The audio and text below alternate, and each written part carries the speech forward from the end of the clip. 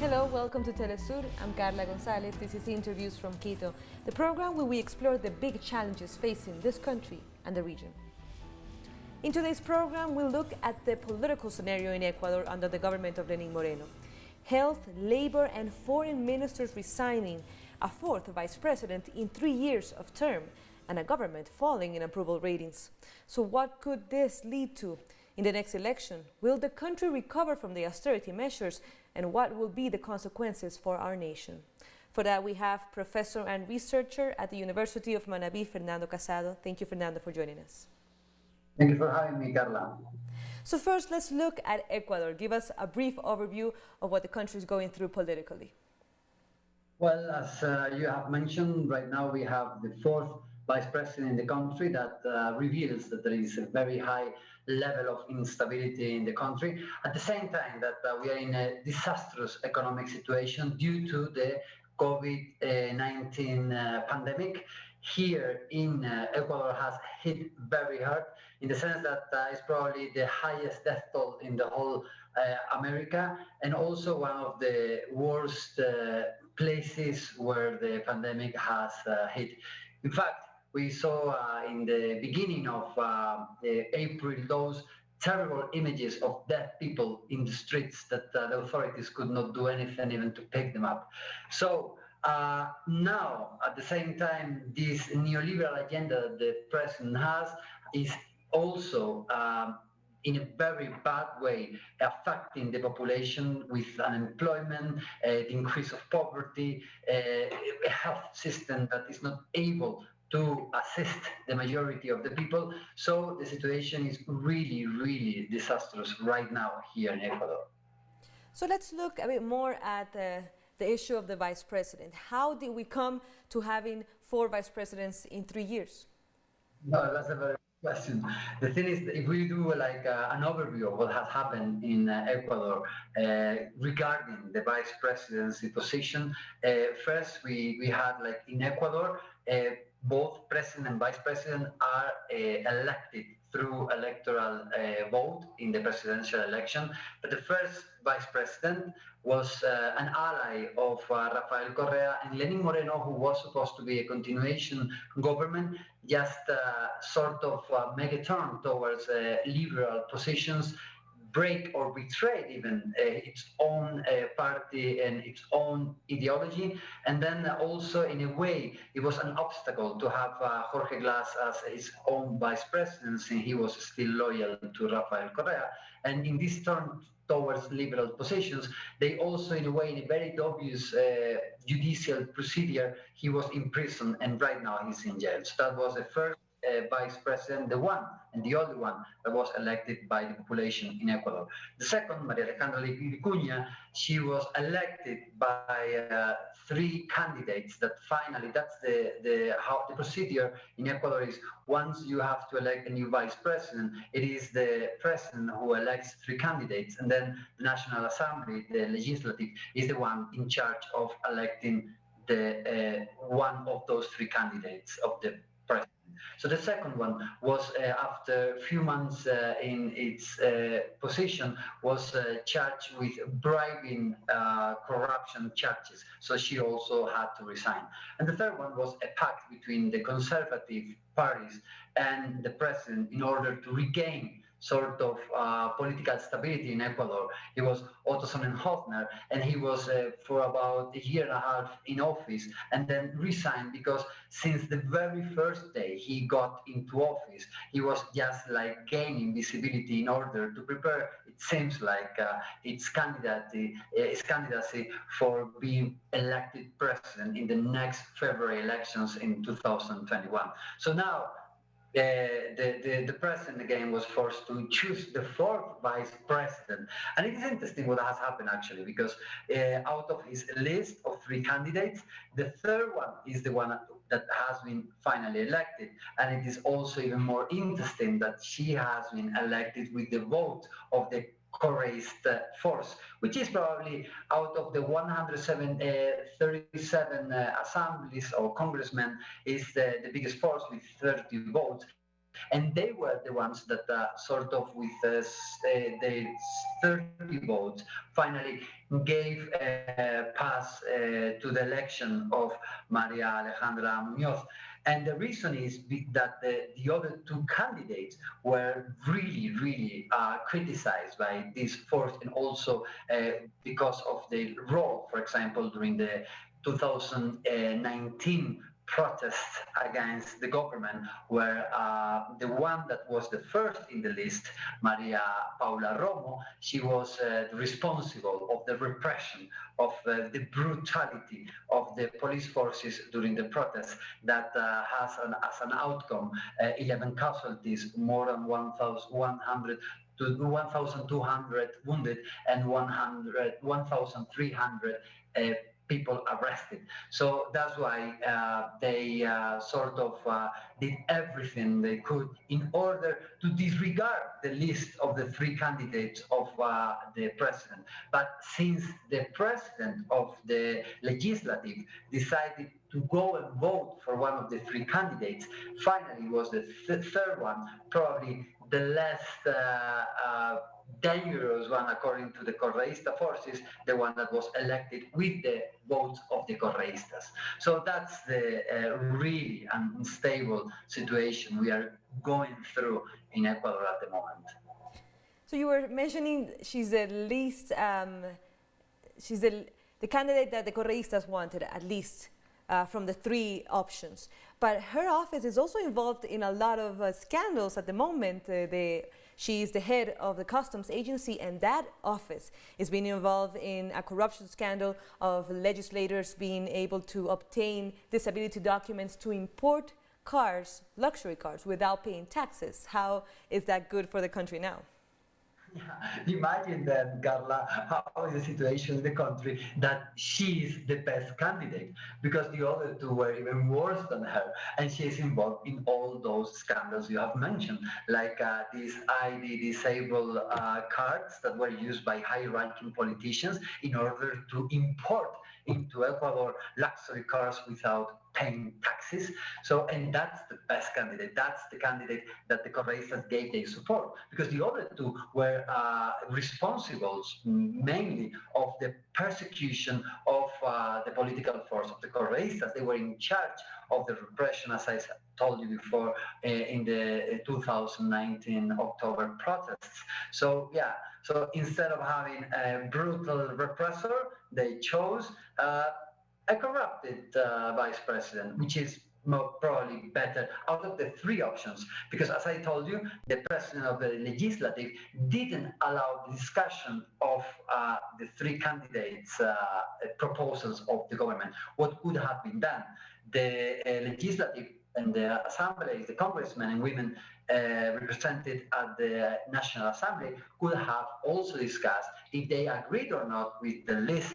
But the president of the legislative, who is an ally of the president, decided to vote for one of the three candidates without discussing if these three candidates could be rejected, and then the president would have been forced to choose another three different candidates. So among the three really bad candidates, this, the less worse, the less bad, was elected.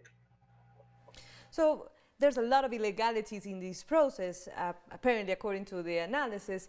What other aspects can we see? Because there was a lot of talk on how the three people that were part of this list for vice presidents, they were all in their offices. They were all being, for example, ministers or the head of the customs agency. Could that be also analyzed as an illegality of this process? Yeah, also, again, you see that the first in the list, Maria Paula Romo, is the Minister of Government. She only got out of 137 votes, 36 votes. The second, Juan Sebastián Roldán, the General Secretary of the Presidency, got just 12 votes. Also, as you said, Maria Alejandra Muñoz was the head of the National Customs Service. So what also reveals is that Moreno has no capacity of choosing well-prepared candidates for the presidency, because maybe he has not even the chance to pick up people because no one wants to get into an office that has such a big rotation and where most of the past presidents in this term has either end in jail or have been accused of corruption, or now politicians are having very bad end. So in a way, it again shows how weak is the position of the president, that only relying on its closest allies can he create a list for having a new vice president. So indeed, it is a very dangerous position to hold at this moment in Ecuador. But how does that leave the government in general, Lenín Moreno as the president, the government of the state of Ecuador, and how does it look politically stable or unstable? Well, as I told you before, the situation of the government is very unstable. Lenin Moreno has the lowest levels of popularity in the region, probably with around 5%.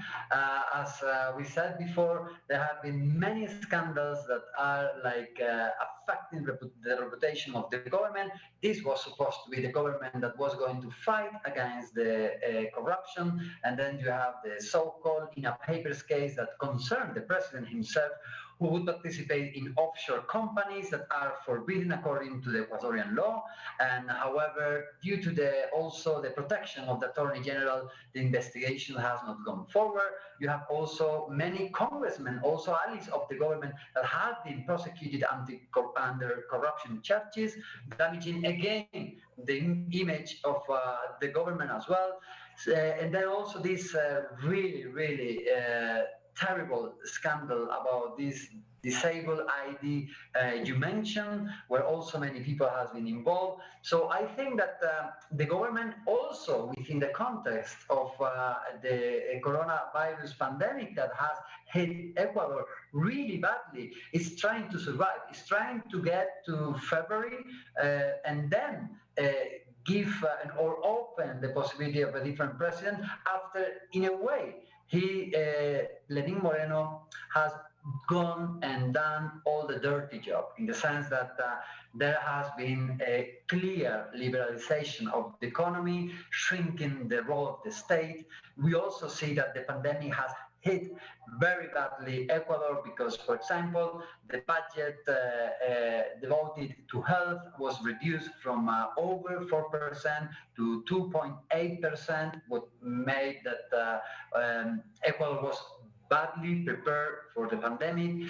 Just in November, for example, a contract, a cooperation agreement with Cuba came to an end. 400 Cuban doctors were sent back to Cuba. Imagine how what an amazing job they could have done here in Ecuador if they were here. So I think that this really transition to this liberal economic situation in Ecuador is what he has done. And I guess that he's sort of praying for finishing his period as soon as possible, because the situation could not go worse. Indeed. So apparently the president is not going for a re-election, but who knows? In Ecuador politics, we can see anything happening. But will it send another candidate, or which are the candidates that could at least defend the government for this part, or maybe present another proposal, an opposition, a very strong opposition to this government? We see former presidents that are also trying to run for presidency in 2021. How is that political scenario looking forward? Yeah, that's actually a very good question. What is going to happen? Because I'm sure that the elite that is ruling now wants to continue ruling, because they lost power for 10 years during Rafael Correa's government, and now they have to prepare after this transitional government to rule with their own candidate, and not just with someone who turned towards them. That was the case of Lenín Moreno. So I think that obviously, Lenin Moreno is not going to even think about the possibility of running again for the presidency because, as I told you, their reputation is extremely bad at the moment. But I think that how it worked from conservative positions was like they built up Otto Hoffner, the former vice president, as the candidate for the elections in the year 2021. Also, at the same time, they are taking all the measures in order to prevent the Correistas for having not just Rafael Correa as a candidate, as a president that is now forbidden after the referendum that took place in the year 2018, but even to prevent him from running as vice president with another candidate as a president. They are taking all the measures, even if they're illegal and they go against the international human rights convention. They're taking all the measures in order to prevent the whole Correísta as a political force from running in the presidency. And in a way, that's what they should do. Because if you look at all the statistics and the numbers that has been done, the Correístas are still in the first position as a political force in Ecuador. So of course, that would in a way end up with the plans of the elite and the right-wing political positions of gaining the presidency again in the year 2021. So on the one hand, we have few actors that are in a way positioning themselves to run for the presidency from right-wing parties and positions, and then we also have all these measures that are directed to prevent not only Rafael Correa for running as a vice president, but also the Correistas as a force to be in a way forbid in the next elections. So if we look at the government now and try to compare a bit with other governments that Ecuador has had, and if we compare how many protests we've had against both of them, we can probably say that this government has sustained itself despite all the protests. We saw really strong protests back in October against the government, but it seems that they will continue, but the government is still in place. How can we analyze that part? Yeah, the thing is that there was a very good opportunity to end up with the government in the protest of October 19. In that moment, the indigenous led this anti-neoliberal protest and they were at the verge of ending up the government, but they themselves, the leaders of the protest, decided not to go on because they thought that the best benefits would be picked up, sort of speaking, by the Correistas. And they were also against Correa and their policies during the decade they were in government. In that sense, what they did, the leaders of the protest and also the government, after almost 2 weeks of protest that has been the most bloody protest in 40 years of democracy in Ecuador. The worst toll in casualties, wounded, arrested, something never seen in Ecuador for the last 4 decades. But they made an agreement in order to sort of not put in place the reforms that would take away the subsidies to fuels. That was the agreement, but now, like just a month and a half ago, the government now, in a way, using the excuse of the impossibility of taking protest or carrying out any sort of protest against the government, they took away again the subsidies. Also now that the price of fuels are very, very low. So in a way, what we see is that this this government is not honoring its word. They are in a way doing whatever the IMF and different liberal institutions or the US government tell them to do. That's what the government is doing at the moment. And then applying also neoliberal policies that are really bad for the majority of the population, and they know that they are bad for the majority of the people. Unemployment is increasing, poverty and extreme poverty is increasing, inequality is bigger every month, but still they apply these policies because this is what the elite also and the international institutions want. And the thing is that COVID-19 for this government, even if the death toll has been very high, according to the New York Times, actually 15 times bigger than the official figures. According to the official figures, we had at the moment like 8,500 dead people in Ecuador. Still, what happened is that thanks to the impossibility to protest against these liberal policies is why they are able to implement them. What we don't know is what is going to happen once the situation gets better in the country. The thing is that now the pandemic is really bad here, especially in Quito, in the capital of the country. It was really bad in Guayaquil, the second biggest city, an important city in the country 2 months ago, but now it's really bad in Quito. But once that this situation, we overcome this situation, we don't know what can happen because the indigenous, the workers, the students, everybody is really fed up with the situation. And it is said, according to international institutions like the World Bank, that the decrease in the Ecuadorian economy is going to be over 10%. So again, people are not going to be able to overcome and all this suffering that is coming afterwards. If we already had unemployment, poverty, hunger, what is going to happen after all this pandemic and the normality or sort of normality comes back? Probably the protests will be unbearable. And if we consider that we have now political instability, once people are able to protest again, I don't know what can happen.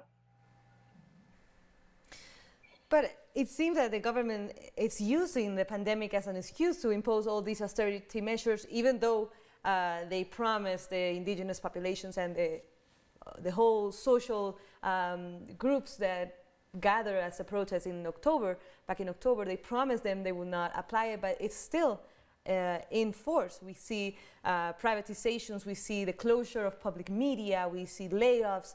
How is that still affecting the economy of Ecuadorian workers? Yeah, as I mentioned before, it is said that according to the World Bank, that the decrease in the GDP is going to be over 10%.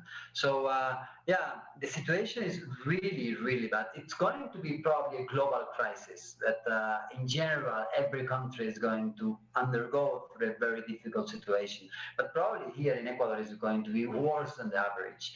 And that's why I'm not sure what is going to happen, because if after the subsidy to the fuels were taken away and we had all these massive protests all over the country with over 3,000 indigenous coming to the capital in order to make the government stop with its liberal policies, once we see a sort of normality, most probably the protest will be even harder.